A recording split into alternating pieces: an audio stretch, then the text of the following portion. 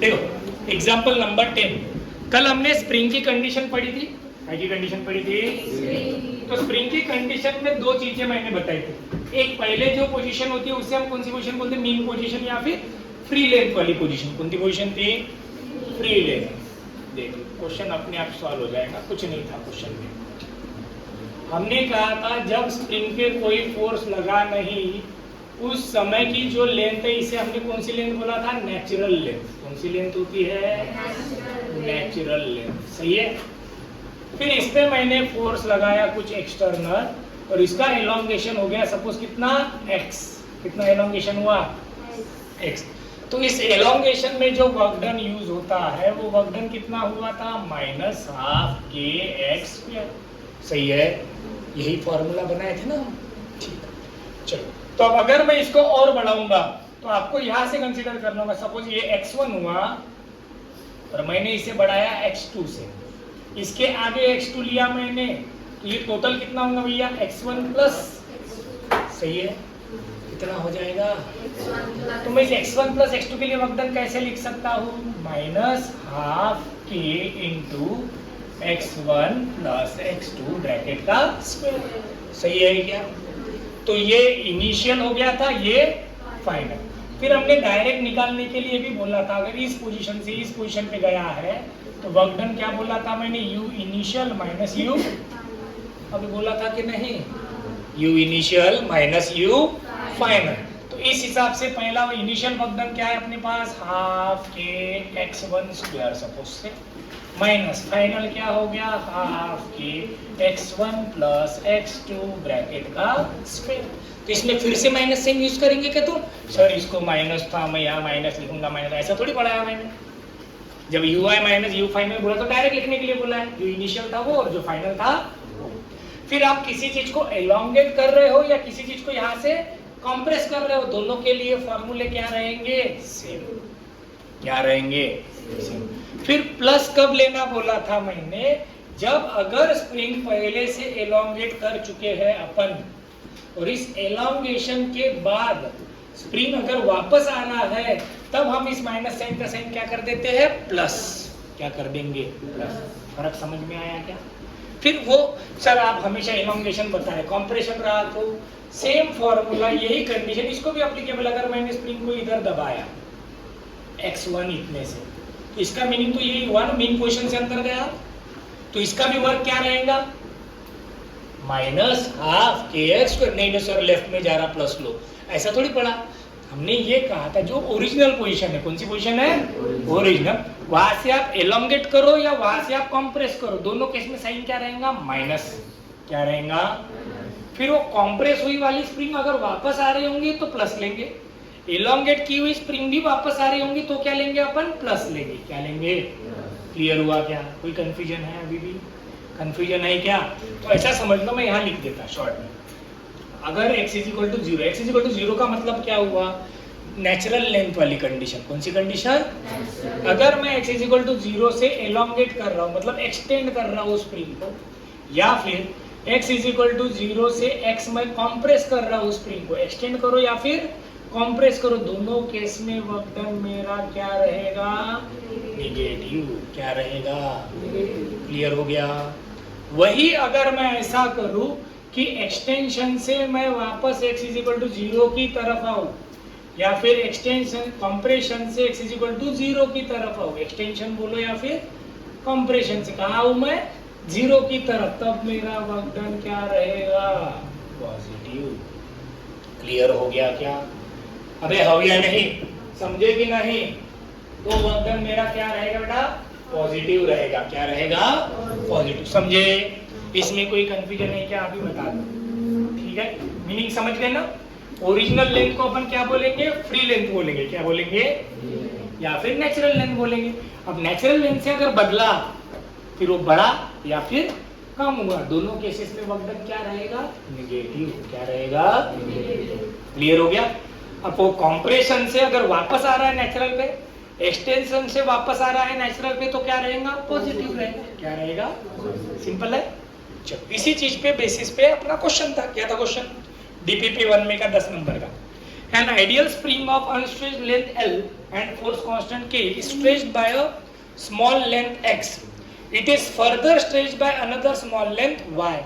The work done in second stretching, मतलब पहले stretch कितना हुआ है मैं डायरेक्ट लिखता, यहाँ से यहाँ तक पहले कितना हुआ है x, तो मैं इसका वर्क डन क्या लिखूंगा बेटा, माइनस हाफ के एक्स स्क्वायर.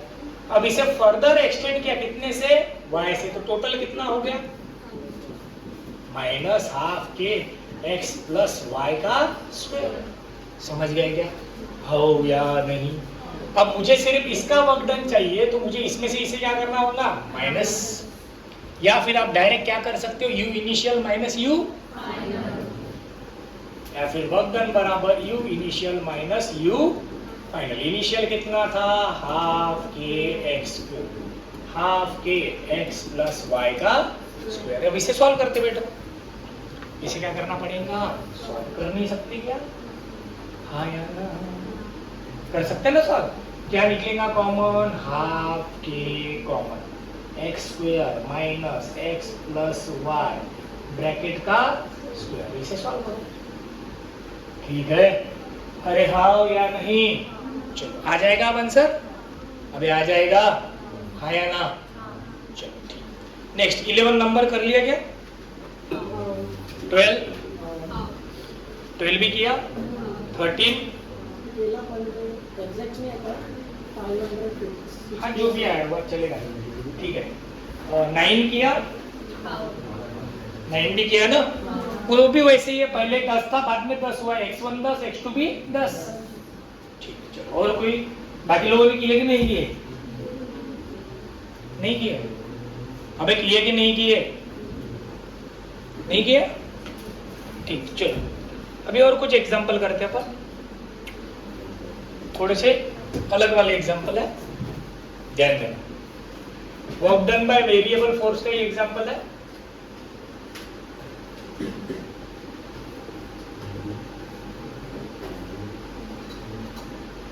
ऑलरेडी अपन वेरिएबल फोर्स पढ़ चुके हैं, अबे पढ़ा है कि नहीं. अब इसी में एक कंडीशन आती है, वो पढ़ लेते थोड़ा सा. पढ़ा कि नहीं पढ़ा अपन ने वेरिएबल फोर्स, पढ़ा. वेरिएबल फोर्स में क्या करना पड़ता है बेटा, इंटीग्रेट करते हैं अपन, क्या करते हैं. अब इसमें एक कंडीशन आती है, उसका क्वेश्चन करते हैं. सपोज एक टेबल है,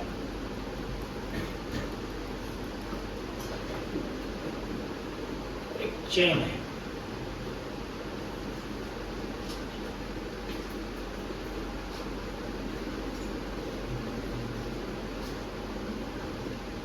ठीक है.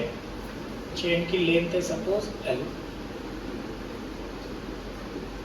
और चेन का मास है M. M है मास ऑफ चेन, L है बेटा लेंथ ऑफ चेन.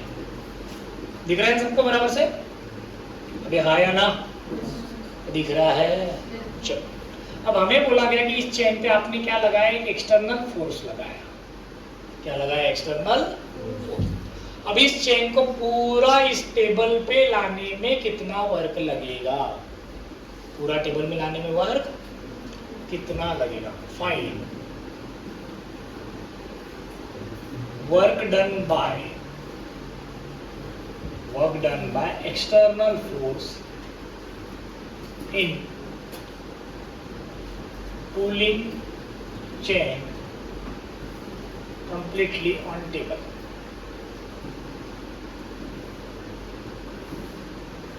slowly मतलब विदाउट एनी एक्सेलरेशन बोलेंगे अपन, विदाउट एनी, एकदम धीरे धीरे पुल करके उसको कहाँ लाना है, टेबल के ऊपर. कहाँ लाना है, क्लियर है, ठीक. तो ये कंडीशन है. अब समझ लो बेटा, इस चेन की लेंथ कितनी है L, मास कितना है M, तो मैं पहले इसका मास पर यूनिट लेंथ निकाल लेता. क्या निकाल ले रहा मैं, मास पर यूनिट लेंथ, जिसे हम बोल देंगे m/L. इसका यूनिट हो जाएगा kg पर मीटर. तो इतना समझ गया क्या. ये इसलिए किया कि अगर मुझे अब छोटी लेंथ का मास चाहिए तो उस m/L को उस लेंथ से क्या कर देंगे, मल्टीप्लाई. क्या कर देंगे, मल्टीप्लाई. ठीक है, देखो ये क्लियर हुआ. मास पर यूनिट लेंथ मतलब क्या, एक यूनिट लेंथ का कितना मास, तो जितनी लेंथ होगी उतने से क्या करेंगे, मल्टीप्लाई, तो उस लेंथ का मास मिल जाएगा. ठीक. अपन ऐसा समझते हैं कि थोड़ी चेन ऊपर ले ली अपन ने, अच्छे से समझ लो, थोड़ा सा डिफिकल्ट क्वेश्चन है। मतलब कुछ चेन कहाँ आ गई अपनी ऊपर, कुछ चेन कहाँ है अपनी नीचे, ठीक है। फोर्स लगाया था, चेन को अपन पुल कर रहे हैं, तो चेन थोड़ी कहाँ आ गई ऊपर आ गई, कुछ चेन कहाँ है नीचे। तो अभी सपोज हम कहते हैं कि जो टेबल के ऊपर लेंथ आ गई, ये मैंने ले ली सपोज x, कितनी लेंथ ले ली x, इतनी लेंथ टेबल के ऊपर आ गई। तो इधर कितनी बचेंगी L माइनस x, सही है, बराबर है ना। टोटल लेंथ कितनी थी L, तो उसमें से कितनी ऊपर आ गई x, तो बची कितनी।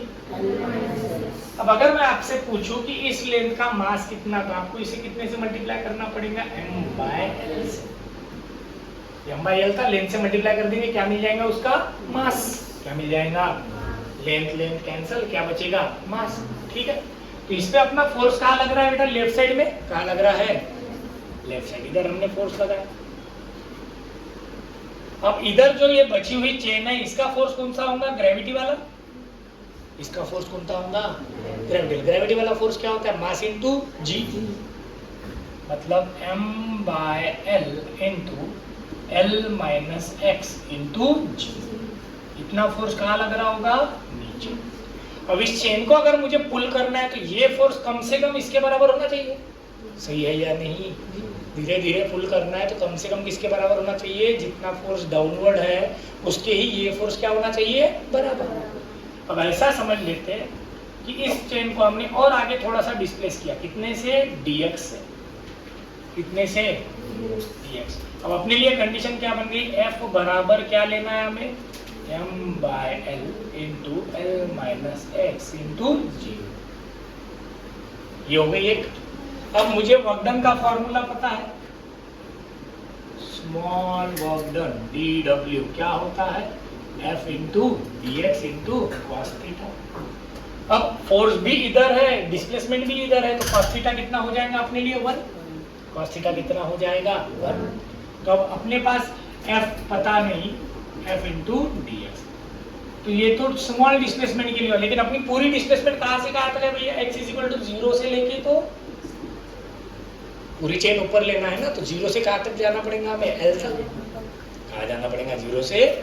तो इसे हम क्या कर देंगे, इंटीग्रेट dw बराबर इंटीग्रेशन ऑफ f dx। तो इंटीग्रेशन ऑफ f की वैल्यू अपने पास क्या है, m by l minus x into g into dx। 0 से कहाँ जा रहे हैं हम, L तक, तो बाहर कौन निकल जाएगा, mg बाय l बाहर। इंटीग्रेशन में कौन बचा अपने पास, l minus x into dx। फिर से mg बाय l बाहर, l का इंटीग्रेशन क्या हो जाएगा भैया, l into x minus x का क्या हो गया, एक्स स्क्वायर बाय 2, कहाँ से कहाँ तक, 0 से l तक, ठीक है क्या, हो या नहीं। तो ये mg बाय l वैसे के वैसे। अपर लिमिट l पुट करेंगे, l इंटू l क्या हो जाएगा, l स्क्वायर, माइनस x की जगह पुट करेंगे तो l स्क्वायर बाय 2। अब एक माइनस हाफ कितना बचेगा, हाफ, तो क्या बचा अपने पास, mg by l into l square by 2, l तो आया क्या, mg l बाय 2, ठीक है, कितना आ गया, mg l बाय 2। समझ गए हाउ या नहीं, अरे यस और नो, ठीक है क्या, हाँ या ना। तो ये हमें याद है।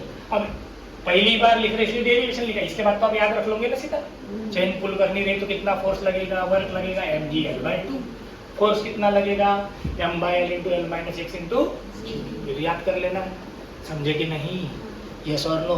तो एक स्टैंडर्ड कंडीशन का क्वेश्चन है, आया हुआ है नीट में। चले आगे, समझ में आ गया, हाँ या ना, कोई दिक्कत। चलिए इसी के जैसा और एक एग्जाम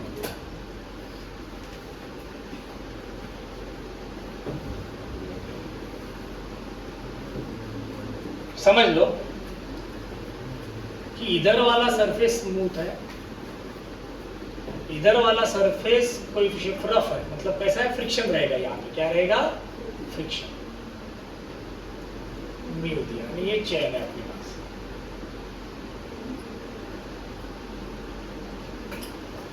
क्लियर? अब इस चेन को यहां से इस पूरे स्मूथ सरफेस पे लेके जाना है। कहाँ लेके जाना है? आधा सरफेस कैसा है, रफ, आधा सरफेस कैसा है, स्मूथ। चेन कहाँ रखी हुई है, रफ पे। इस रफ से इसे कहाँ लेके जाना है, स्मूथ। समझ में आया? रफ से कहाँ लेके जाना है, स्मूथ सरफेस पे लेके जाना है। उसमें हमें क्या पूछा है, फाइंड मोमेंटम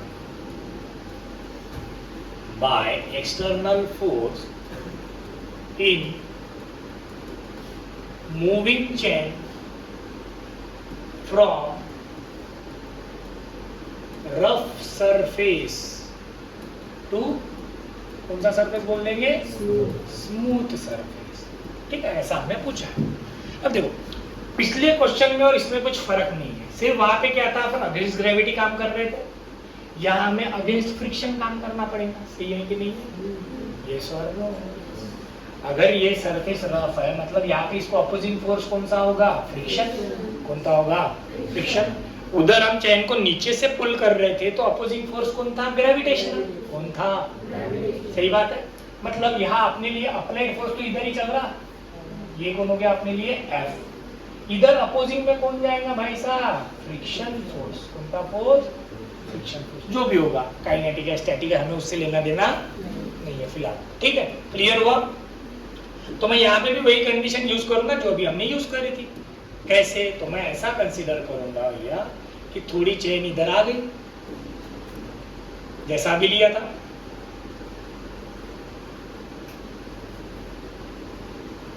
चलो इधर कितना सेक्शन आ गया बोल देंगे अपन, x। तो इधर कितना बचा बोलेंगे, l y l minus x। ऐसा है केजी मध्ये असल्यासारखं, x then y then z।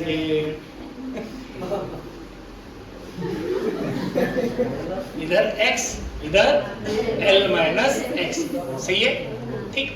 वैसे अगर हम सोचे तो पूरी चेन कहां से कहां जाएंगी बेटा, 0 से लेके तो l तक। अब इसे अगर मुझे आगे डिस्प्लेस करना है कितने से, dx से। कितने से, तो वर्कडन वही वैसे निकालेंगे, dw बराबर या फिर 2dx, फिर उसे क्या करेंगे, इंटीग्रेट करेंगे। क्या करेंगे, पर पहले मुझे फोर्स तो निकालना पड़ेगा। क्या निकालना पड़ेगा, फोर्स। पिछले कंडीशन में पहले हमने क्या निकाला, फोर्स निकाला। क्या निकाला, फोर्स। देख लो यहाँ पे पहले हमने फोर्स आइडेंटिफाई किया, फिर dw लिया हमने f इंटू dx। सही है, चलिए देखिए अब यहाँ फोर्स कितना, अगर मैं पूरी चेन पकड़ता तो इसका पूरा वेट नीचे होता भैया, mg। हाँ या ना, लेकिन अभी अपनी चेन कितनी बची है, l माइनस एक्स। तो इसका वेट नीचे की तरफ कितना होना चाहिए, m by L into g into L minus x. वही जितना उधर था, सॉरी m बाय एल कहाँ से, वही फॉर्मूला m बाय एल मतलब क्या, मास पर यूनिट लेंथ। फिर जितनी लेंथ है उससे क्या कर दिया, मल्टीप्लाई। ये मास हो गया, इसको g से मल्टीप्लाई किया तो क्या बन गया, ग्रेविटेशनल फोर्स m इंटू जी। अब फ्रिक्शन फोर्स का फॉर्मूला हमें पता है, क्या होता है, friction force is equal to होता है म्यू इंटू एन। और n क्या होता है, मास इंटू ग्रेविटी। n क्या होता है, तो इतने पोर्शन का मास इंटू ग्रेविटी कितना आया, नॉर्मल रिएक्शन कितनी आई अपनी, m by L into L minus x into g. ठीक है क्या ना हो। अब इस चेन को अगर मुझे स्लोली पुल करना है तो एक्सटर्नल फोर्स और ये स्टैटिक फ्रिक्शन फोर्स क्या होनी चाहिए, सेम। देखो वही फोर्स है, सिर्फ इसमें ज्यादा का कौन आ गया, कोएफिशिएंट ऑफ फ्रिक्शन आ गया। ज्यादा का कौन आया, बाकी तो सब सेम है। हाँ या नहीं, चलो तो मैं डायरेक्ट भी लिख सकता हूँ mu into m g L by 2। अभी तो निकाला हमने, वर्क डन कितना आया था, mgl बाय 2। इंटीग्रेट करके तो वही आएगा, सिर्फ ज्यादा का कौन मल्टीप्लाई हुआ है, कोएफिशिएंट ऑफ फ्रिक्शन। समझे? फिर भी अपन लिख लेते हैं dw बराबर क्या होगा, f इंटू dx। तो f कितना है, डायरेक्ट लिख लेते हैं, इंटीग्रेशन w बराबर W बराबर integration of F into d x, 0 से, अब मैंने कॉस वगैरह लिखा नहीं क्योंकि आपको दिख रहा है फोर्स भी इधर है, डिस्प्लेसमेंट भी इधर ही है, तो कॉस थीटा क्या हो जाएगा 1, लिख लो इंटीग्रेशन 0 से या mu into m g by L into L minus x into d x, तो mu m g by l बाहर, एल माइनस एक्स का l x minus x square by 2, 0 से कहाँ तक एल तक, mu into m g by l into l क्या हो जाएगा l square minus l square by 2, mu m g by l square minus l square by 2 कितना हो गया L square by 2, L L mu m g L by 2, ठीक है क्या? अबे ठीक है, समझ में आ गया? तो कंडीशन याद रहेंगी चेन वाली। अब चेन की जगह रोप बोल सकता है, तो रोप का वजन इतना था, फर्क पड़ेगा क्या? अपन सॉल्व तो ऐसे ही करेंगे, सिर्फ क्या बदल जाएगा, नाम बदल जाएगा। क्या बदल जाएगा? हो सकता है जो चेन इधर थी उसमें एक आधा मास अटैच कर दे तो कुछ फर्क पड़ेगा क्या? नहीं, वो मास ऐड हो जाएगा फोर्स में, वो मास का में ऐड हो जाएगा फोर्स में, तो सोचने की जरूरत पड़ेगी नहीं। क्लियर? ठीक है, हाँ या नहीं? समझ में आ गया? तो ये 2 एडिशनल क्वेश्चन अपन ने करे। कितने क्वेश्चन करे? 2 एडिशनल। कौन कौन सा था? एक वेरिएबल फोर्स में ये चेन वाला, और एक पहले ये 2 लिख लो, ठीक है? मैं पॉज कर दूं। एक क्वेश्चन आप लोग कर लोगे ये वाला, find work done by force, लिख लो जल्दी। F बराबर 2i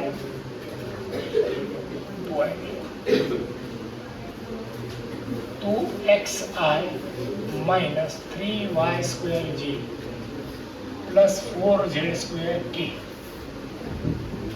Newton to move a particle from point A 1 2 3 to B 2 3 4, ठीक है?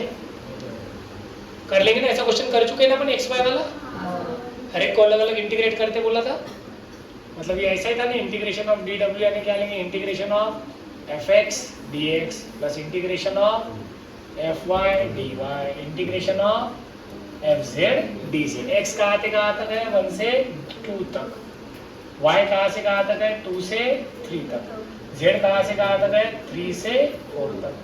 fx को जो i के साथ है, fy को जो j के साथ है, fz को जो k के साथ है, सही है? ठीक है, तो कर लेना आप लोग। चलो आगे जाते हैं, हो गया?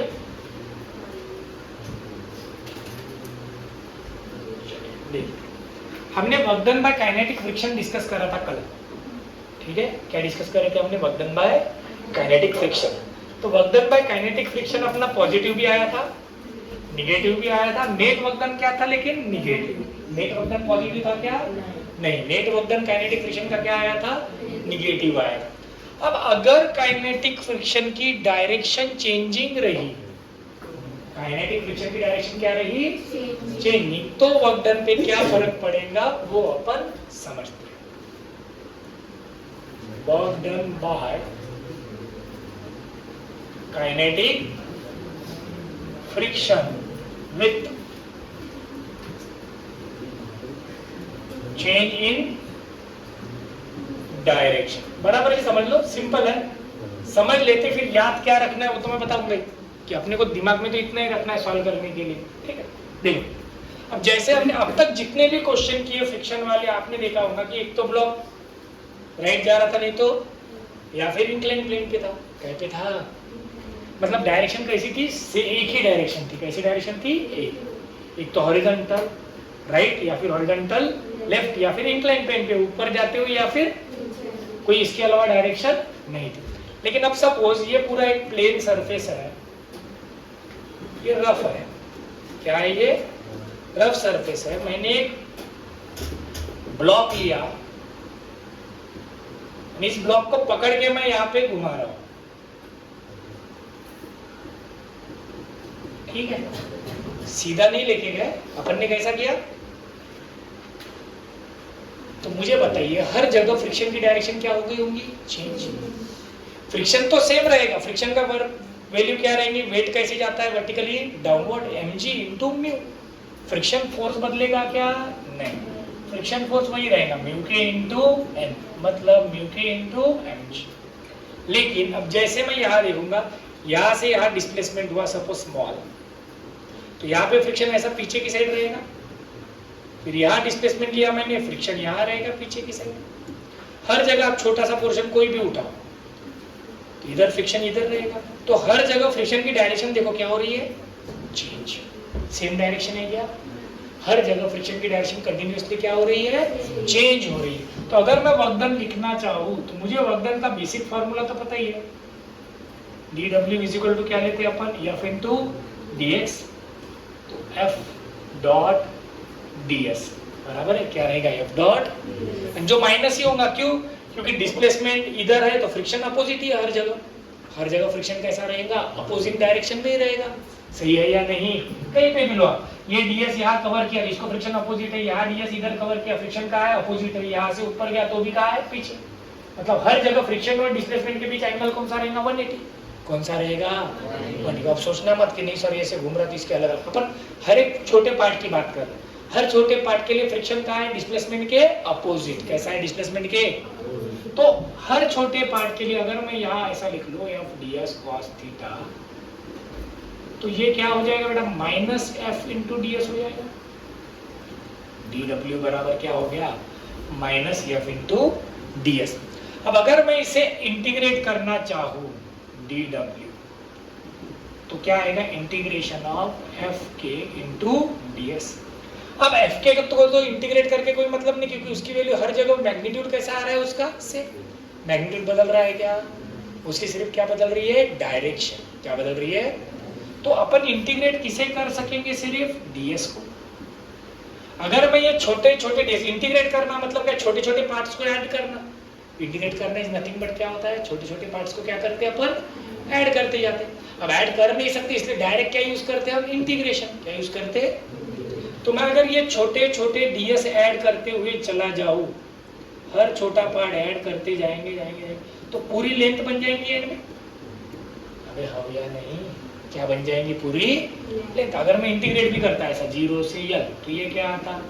माइनस f के इंटू इसका इंटीग्रेशन क्या आता? s। 0 से कहाँ तक? l तक, मतलब माइनस f के इंटू l। समझ में आया क्या? तो work done by kinetic friction अगर डायरेक्शन चेंजिंग है, अगर डायरेक्शन क्या है? चेंजिंग। किसकी डायरेक्शन बदल रही है? फ्रिक्शन की। किसकी डायरेक्शन बदल रही है? फ्रिक्शन की। तो सिंपली वर्क डन क्या होगा? Minus of friction force into total length of path. Total length of path मतलब पूरा जितना भी कवर किया होगा पूरी की पूरी क्या लिखेंगे? लेंथ। तो यल क्या है अपने लिए? लेंथ ऑफ पाथ है। यल क्या है बेटा? Length of path. समझ में आया? यस और नो? कोई मुश्किल नहीं, हमें ये सब याद थोड़ी ना रखना, हमें तो सिर्फ ये याद रखना है कि अगर काइनेटिक फ्रिक्शन की डायरेक्शन क्या होती रही? चेंज होती रही, तो सीधे सीधे क्या करना है? Negative of friction force into total length जो भी कवर करी होंगी क्या लेंगे अपन? Total length. अब इसमें से एग्जांपल आप खुद ही बता दोगे। देखो इधर, अगर मैंने कहा एक सर्कल है, क्या है अपने पास? सर्कल। ठीक। अब इस सर्कल में अगर मैंने यहाँ एक मास ले लिया और ये सरफेस जो भी है जिसपे ये सर्कल पे ये मास घूम रहा है उसका कोएफिशिएंट ऑफ फ्रिक्शन है सपोज म्यू के। कितना कोएफिशिएंट ऑफ फ्रिक्शन है? अब मैंने कहा इसने एक सर्कल में कितना वर्क किया, में एक सर्कल में कितना वर्क किया। अब यहाँ पे भी फ्रिक्शन की डायरेक्शन बदलेंगी नहीं क्या? बदलेंगी कि नहीं बदलेंगी? बता, बदलेंगी कैसे? देखते हैं। सपोज ये यहाँ से यहाँ छोटा डिस्प्लेस हुआ तो यहाँ फ्रिक्शन की डायरेक्शन इधर दिखेंगी, फिर यहाँ से यहाँ आगे डिस्प्लेस हुआ फिर इधर दिखेंगी, और मैंने अगर ये वाला डिस्प्लेसमेंट लिया तो फ्रिक्शन तो ऐसा दिखेगा। सही है? अबे हाँ या नहीं?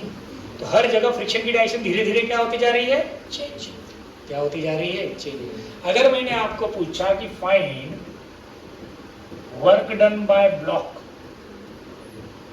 In one complete revolution, in one complete revolution. तो आप क्या बोलोगे, वर्क डन बराबर सीधा सीधा मैं क्या लूंगा, फ्रिक्शन फोर्स। क्या ले लूंगा, friction force into length, into क्या चाहिए, तो एक सर्कल की लेंथ कितनी होती है, 2 पाई आर। अब कितनी होती है, 2 पाई आर। सर फ्रिक्शन फोर्स कितना, उसका फॉर्मूला तो सबको पता है, म्यू इनटू mg। सही है ना, म्यू इनटू क्या होगा, mg, क्योंकि जो भी ब्लॉक सरफेस के ऊपर रखा है उसका नॉर्मल रिएक्शन तो उसके वेट के बराबर ही होगा ना।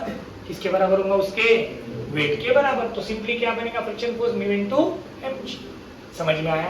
तो एक छोटा सा पॉइंट था, कभी गलती से अगर ऐसा दिखे कि सिंपल टेबल नहीं है, सर्कुलर पाथ है या कोई भी रैंडम पाथ है, तो फ्रिक्शन की डायरेक्शन क्या हो रही है, बोलेंगे चेंज। क्या हो रही है, उस समय वर्क निकालते समय हमें क्या लेना है, सीधे सीधे negative of friction force into total length. Friction force into total, हमें तो इतना ही याद रखना है, हमें थोड़ा ना डेरिवेशन याद रखना है, कुछ याद रखने की जरूरत है क्या बाकी का। तो हम क्या करेंगे बेटा, फ्रिक्शनल फोर्स लेंगे और उसको पूरी लेंथ से क्या कर देंगे, मल्टीप्लाई। क्या कर देंगे, मल्टीप्लाई। समझ में आया। और ये वर्क डन हमेशा क्या रहेगा, निगेटिव। क्या रहेगा, निगेटिव ही रहेगा। समझे, यस और नो, क्लियर हो गया, ठीक है। अबे ठीक है क्या, चलो समझ गए सब लोग, यस और नो, क्लियर है। अब इधर ध्यान देना सब लोग।